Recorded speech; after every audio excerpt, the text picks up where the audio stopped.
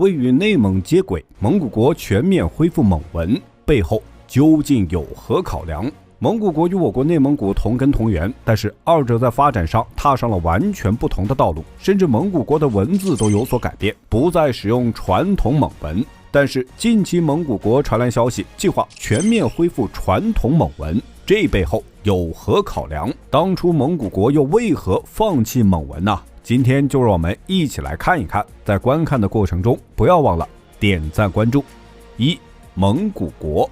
蒙古国是世界上第二大内陆国，面积156.65万平方公里。但是该国地广人稀，人口仅有340万，人口密度约每平方公里2.1人。蒙古国是一个典型的高原国家，地势自西向东逐渐降低，平均海拔约1580米。该国境内以山地荒漠为主，这样的地形占国土的比重约为75%。这样的自然环境并不能承载过多人口，也使得人口集中分布在更适宜生存的地区，比如首都乌兰巴托。乌兰巴托位于蒙古国中部，坐落于图拉河畔。该市东西两侧都是广阔的草原，城市呈东西向分布，面积约4707平方公里，人口约143.5万，几乎集中了全国50%的人口。而且由于这里是蒙古国的经济中心，大部分工厂都设在这里，且多为轻工业、建筑材料、金属材料和食品工业等劳动密集型工业。因此乌兰巴托的人口有75%都是青壮年，使其成为世界上最年轻的城市之一。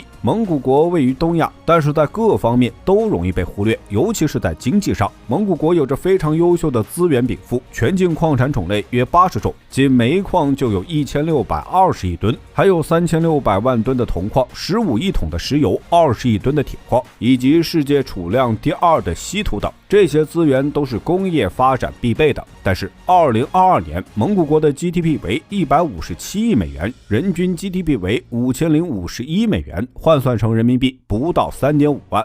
地理位置成为蒙古国发展的一大障碍。这是一个纯粹的内陆国，资源出口要经过中俄领土，国内基建又不完善，资源运输就受到影响。再加上蒙古国自上世纪独立以后，根本没有经过独立发展，一直有苏联的帮扶，导致其国内工业基础薄弱。苏联解体后，经济一落千丈。蒙古国为何放弃传统蒙文？蒙古国的主体民族是喀尔喀蒙古族，自古以游牧为主，与我国的内蒙古同出一脉。在汉朝时期，这两部分分属漠北和漠南，其中内蒙古所在的漠南与中原相邻，更早的与中原展开交流。直到成吉思汗时期，漠南和漠北蒙古族才真正合为一大部族。但是作为马背上的游牧民族，蒙古族缺少文字，文化传承仅限于口口相传，在传递过程中会导致信息误差和错漏。因此为了更加方便信息传递，成吉思汗创造了回鹘式蒙文，也就是现在内蒙古依然使用的传统蒙文。这一文字形式对17世纪满文的形成产生了非常大的影响。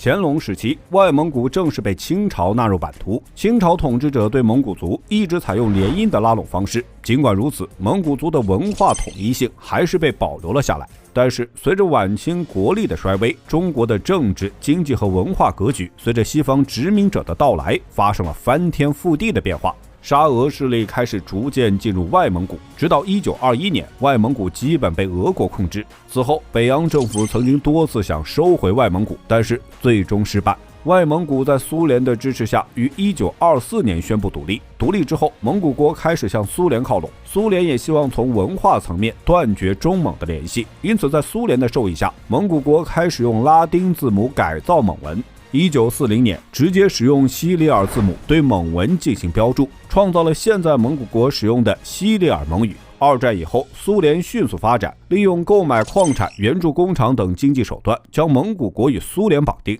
蒙古国也进行大面积文化改革，这些改革使其与内蒙古的传统蒙古族文化区别开来。蒙古国恢复蒙文有何考量？外蒙古自独立以后就与中国逐渐疏远，受上世纪中苏交恶的影响，蒙古国对中国比较排斥，有意进行去中国化改革，再加上西方媒体对中国的抹黑，蒙古国与中国就更加陌生。但是苏联在1991年解体，蒙古国作为内陆国，在苏联援助时期没有建立比较完善的工业体系，失去援助后就只能靠自己发展，举步维艰。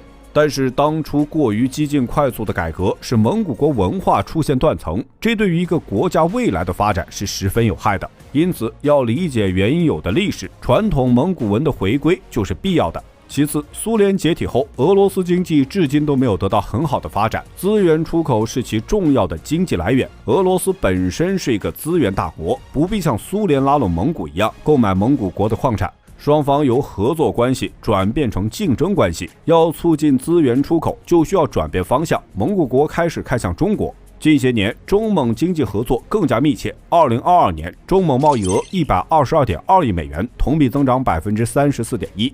中国是蒙古国最大的贸易伙伴，传统蒙古文的回归也是对中国的示好手段之一。2022年，内蒙古的 GDP 为23159亿元，人均 GDP 达到96474元，几乎是蒙古国的3倍。这样的经济状况使蒙古国没有能力自主进行基础设施的大规模改造与建设。该国希望与中国合作，促进其国内交通发展。同时，蒙古国也希望能租借中国港口，方便其资源出口。恢复传统蒙文能拉近与内蒙古的关系，更好地打开中国市场，与中国建立更紧密的合作关系，促进经济的发展。